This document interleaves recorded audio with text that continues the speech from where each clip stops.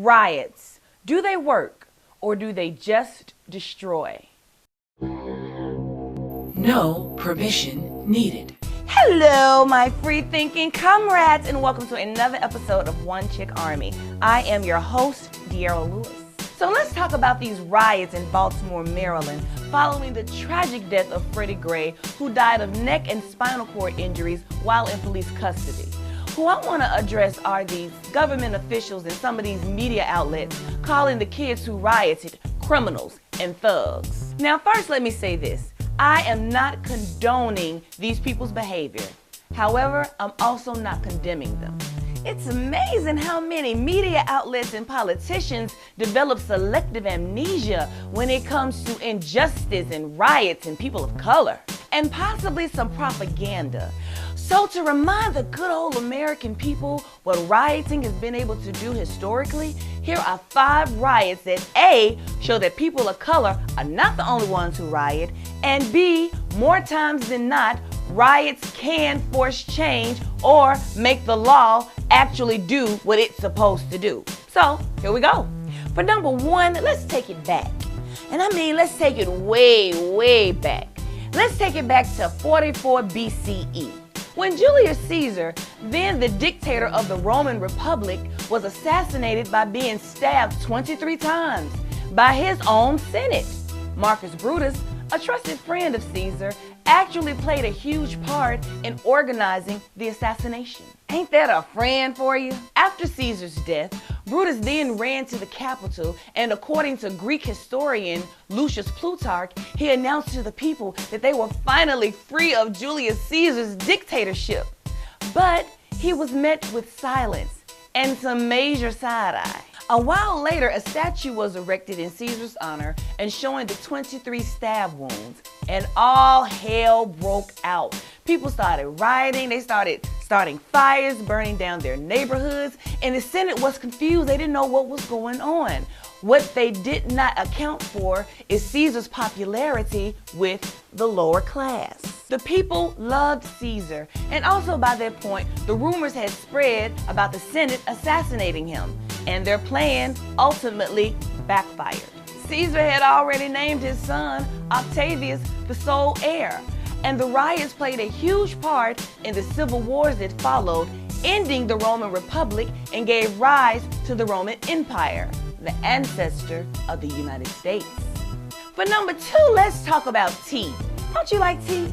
I like tea too. And apparently the folks in the 13 American colonies liked it too. Hell, they drank up to 1.2 million pounds of it a year.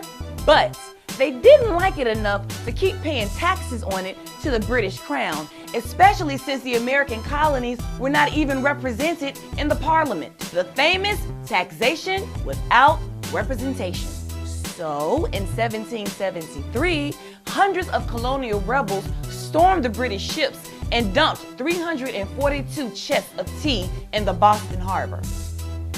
That's destruction of property, in case anybody forgot. And colonial rebel is nothing but another name for a mob. But ironically, in American history and in the media, these men are never called thugs and criminals, which a lot of them literally were. They were instead called patriots.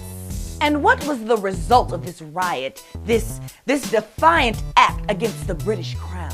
A civil war broke out between the patriots and those Americans who were still loyal to the British Crown. And that ultimately led to the American Revolution.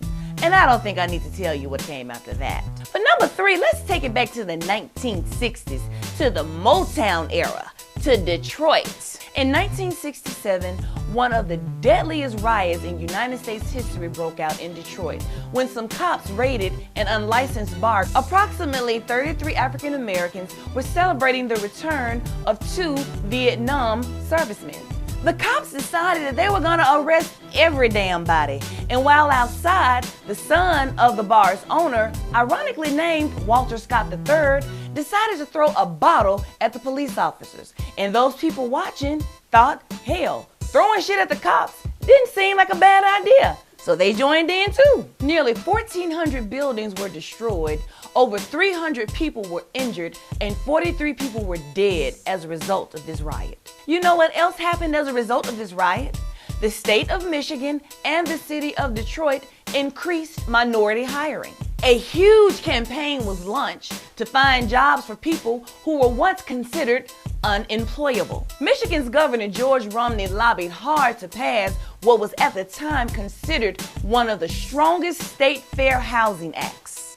His opponents fought him hard on this, and he finally told them that if they did not pass this proposal, it would accelerate recruitment of revolutionary insurrections. But number 4, let's go back just a few years ago to 2011, and let's take a trip to Egypt when President Hosni Mubarak was in office and enjoying the hell out of his power. Killing people whenever he felt like it, fixing the elections whenever his people didn't get voted in, starving the citizens of Egypt, and letting the police do whatever the hell they wanted to without any accountability.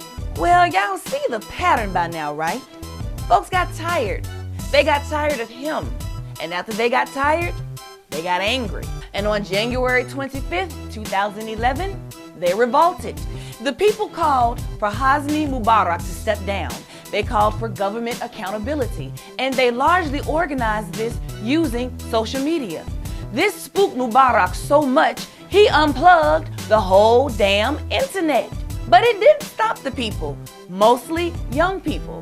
Protests and riots started popping up every damn where. 846 people were killed. Over 6,000 were injured.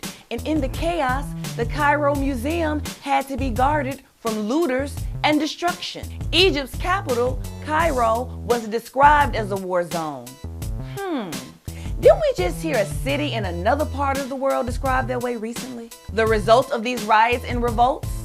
Worldwide news coverage. Pressure from many countries, including the United States, for Mubarak to step down. And he did. He was investigated and charged with murder. And the nation's other demands were mostly met as well, like setting a new minimum wage. Oddly enough, President Obama, who I support, strongly praised the people of Egypt for fighting for their human rights. I never heard any news outlets refer to any of the protesters as thugs, even the ones who looted and destroyed property.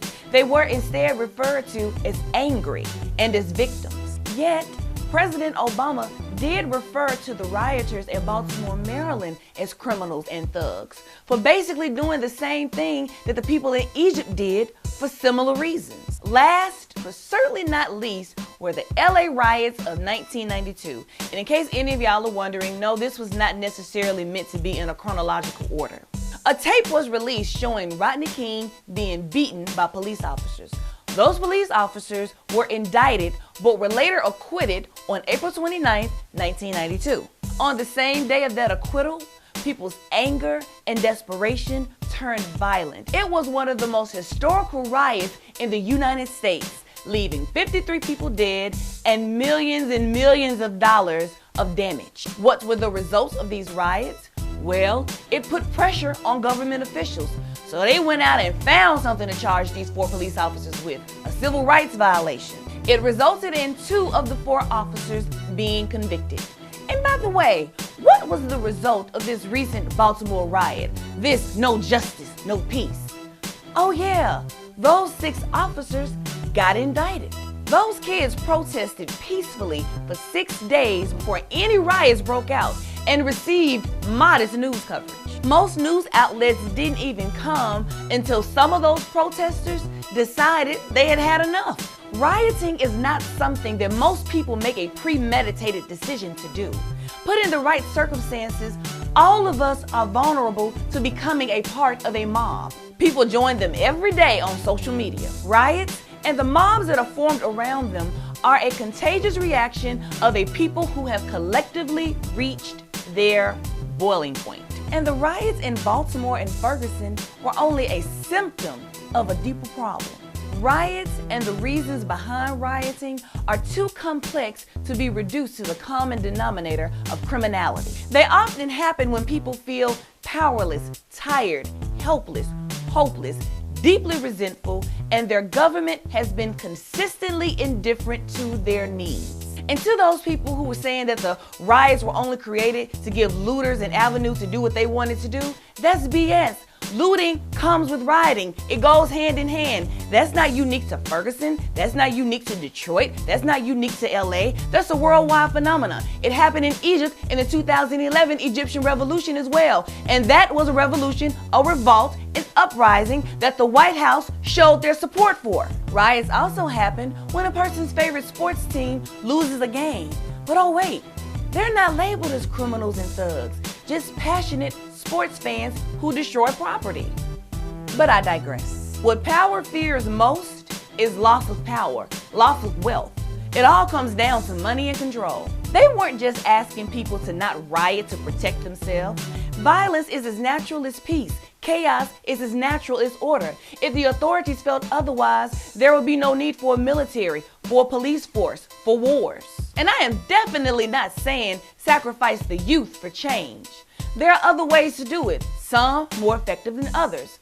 But like a child who is felt neglected by her parent and then starts to act out, when people feel that they have been consistently ignored by their government, they will do something to make the government pay attention.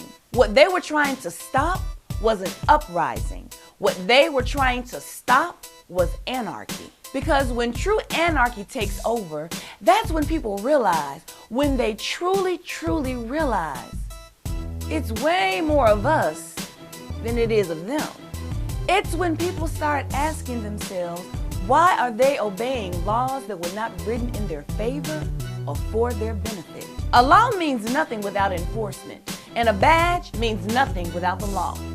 It ain't so fun when a rabbit's got the gun.